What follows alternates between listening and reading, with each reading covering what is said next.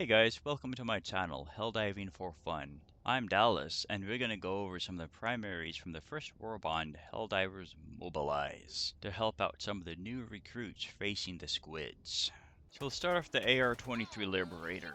For most games, typically the starter equipment isn't really that good, but with Helldivers, this is actually a fairly good starter weapon, because it does offer a nice combination of being able to take out the overseers and still have some good plenty firepower to take out the voteless.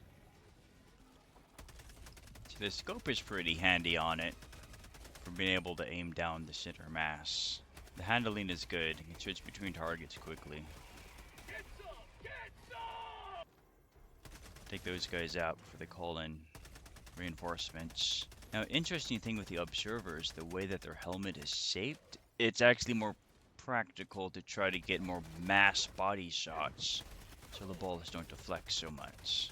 Unless you're a dead shot, then, by all means hit them right in the little blue eyeball. So yeah, go at it. Don't get too close to those guys, they like to scramble your noggin with their staff. So, downside about this weapon, it only has light arm pin and limited zoom capabilities. Yeah, overall, I still run with this weapon once in a while. It's pretty good. SG-8 Punisher Shotgun, the first weapon on the first page of the warbond, and it costs 4 to unlock. So, some of the good things about this shotgun is it does have good stopping power for the voteless. One shot typically takes them out, but you do have to be somewhat close for it. Now for the overseers, it does take about 8 shots to take them out, just because of the armor plating that they have on. Now, another good thing about it is it does have some stagger to it, so when they swing their big shaft at you, you can stagger them and stop them from actually executing and hitting you. Now what it lacks is fire rate. When the voteless start to actually mop up against you, it does become more difficult, and you would need to rely on other means for taking the horde out. Either grenades, stratagems, something of that nature, so you don't get overwhelmed. Here they start to pile up as I'm backing up, and after I clear off a little bit of a space, I throw down an eagle strafing run to take out the rest of them. And like that. So overall, I'd say about this, I'd rather still go with the AR-23. The shotgun has some good power to it, the stagger is nice, but I would prefer to be able to take out the watchers from range before they can call in reinforcements. Because then you wouldn't get overwhelmed as much.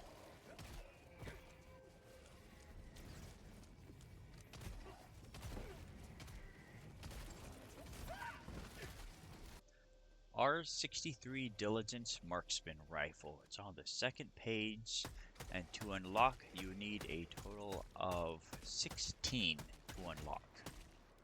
Now this weapon, it's good for long range. It's a marksmanship rifle. But when it comes to all the voteless that you'll be encountering and hordes are coming after you, you're gonna get overrun with it. You definitely would need some good ground clearing, machine gun turret, a sentry turret. If you're running as support, perhaps with other players, it's a good option. It'll definitely come in handy for the long range capabilities to take out the observers. The thing I don't like about this is when it comes to a harvester walking by, you'll need a stratagem or something with at least medium pin to do anything to it. Otherwise, you're just tickling it, and it doesn't like to be tickled. That's about it. But if you may have noticed in game, that's what that sealed ricochet icon means. You're not doing nothing but tickling. Alright, we got the SMG-37 Defender. It's a submachine gun, one-handed, and it costs 50 warbonds to get to. I'd say this is decent. It's about, I'd say, medium range. There's a less power than the AR-23 Liberator. The optics is a standard zoom in like a red dot sight. There's a decent magazine capacity holding 45 rounds. You paired this with, say, the AMR anti-material rifle as your support weapon. could be a good combination. The lower fire rate and the low recoil of this weapon means that you can easily control it and still stay on target at full fire rate.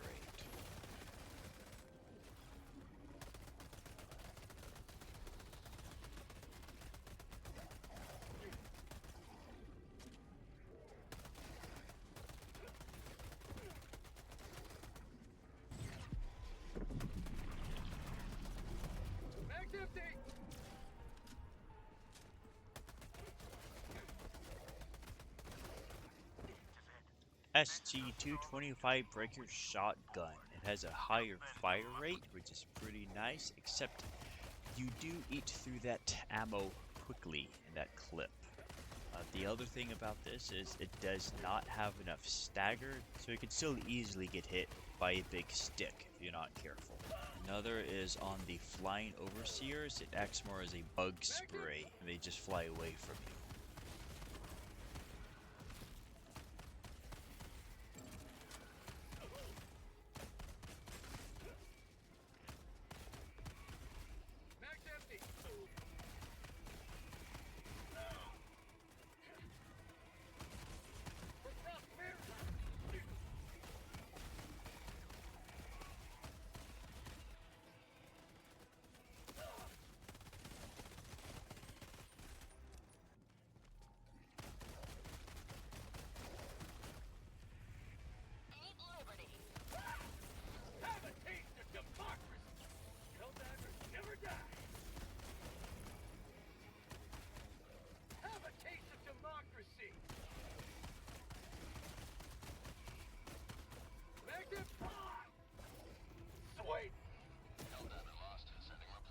Alright, the Lays 5 Scythe Energy Based. It is a beam weapon. It can be found on page 5 of the warbond for a cost of 180 to get to it to unlock everything below it. Now, the few nice things about the Scythe is it does have infinite ammo if you don't overheat the sink on it, right? It comes with 4. So not too bad, but I don't like it as far as a lot of crowd control. When it gets heavy, you about have no time to let it cool down. If you could be pretty good about switching to a secondary or another support weapon in between, then it could be alright. It does allow some fire damage, so you could spread it over and keep it going that way. But other than that, it also does not have any stagger to slow down.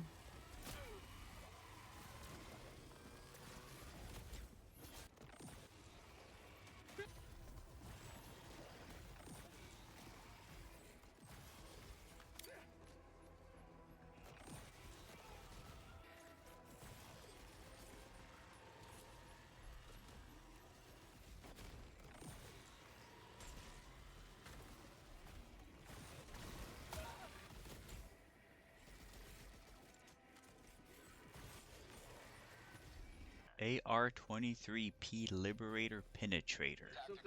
This is on the 6th page of the warbond, and it takes about 300 medals to get access to. The nice thing about this is it has medium armor pin, starting to get up there a little bit more in takedown power, and it does have a scope, so you can get those long range shots accurately. It does have a higher amount of recoil, but it's minimal. If you're trying to hit something 150 meters out, then be in the prone position.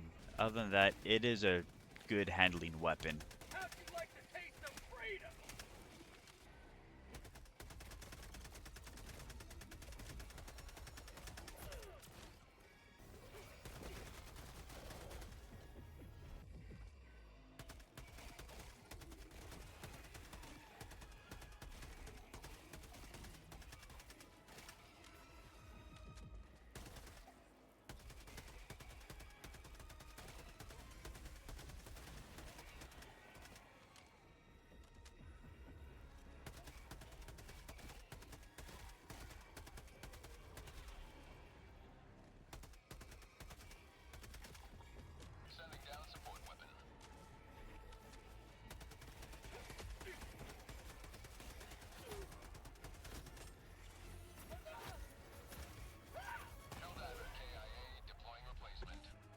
our 63 CS Diligence Counter Sniper Marksman Rifle.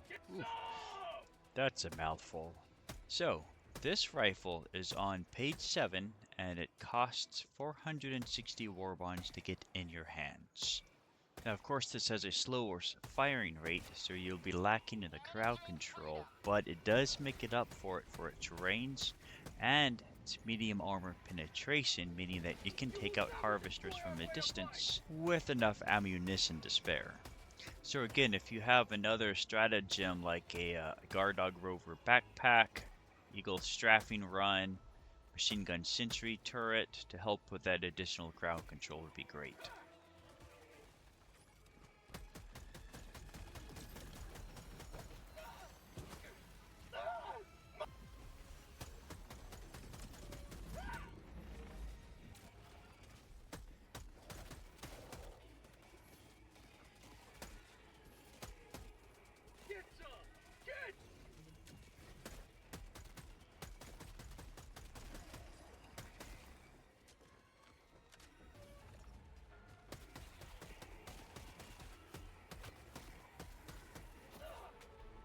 SG-8S Slugger Shotgun. It's on the 8th page of the Warbond, and 710 to put this in your hands. It has medium armor penetration, rounds reload, but it has a slow fire rate, which I am not a fan of for against Illuminati. The handling on it feels a bit more sluggish compared to an AR. I'm not really that familiar with it yet. Again, I'd rather just have something that has a scope on it that you can get up a little bit more accurate with it. At least that's my personal preference. A major thing that I believe the shotgun is missing though is it doesn't have the same amount of stagger as the Punisher shotgun. So when those observers go to swing at you, you're not going to stop them. In my book, that's a pass.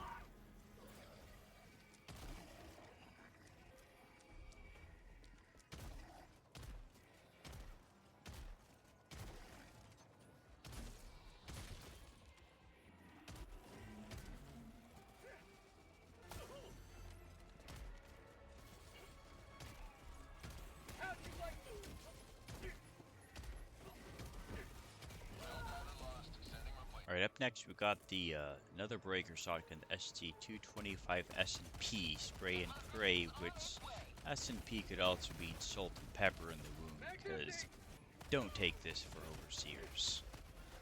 No, it's great for crowd control, the squishy things, bug planets, stuff like that, but trying to take down the overseers with their bit of armor that they have on them, it just does not do it. If they're flying and elevated, you'll start chasing them down, you'll shoot them, and you have to be persistent to actually take them down. If not, they'll fly away. And that's a lot of ammo consumption and time to kill. Now if you wanted to pair this up with another support stratagem, seeing like the LMG light machine gun or something, AMR, then yeah, there would be a fantastic option, but not just a standalone primary for trying to take out the overseers. Plaz 1 Scorcher Energy Based. This is on the last page, page 10 of the Warbond, and you can have it for a nice fee of 1,275 warbonds. This particular weapon is it's energy based, and it's more kind of resembles like a assault rifle for its handling, its usage, except the nice added perk on it is it does have some explosive damage to it, so you get splash damage for crowd control, which is nice. Another great bonus with the explosive damage is on the observers. The explosive damage goes to their main health pool, so you can liberate them even quicker. Downside with this is it does consume ammo quickly because, well, it's fun to hold the trigger down, and the scope does have some limited zoom functionality on it. It's not going to be like the counter sniper or liberator penetrator, but overall good weapon to bring along against the Illuminati, and also the others as well if you want to spill some oil.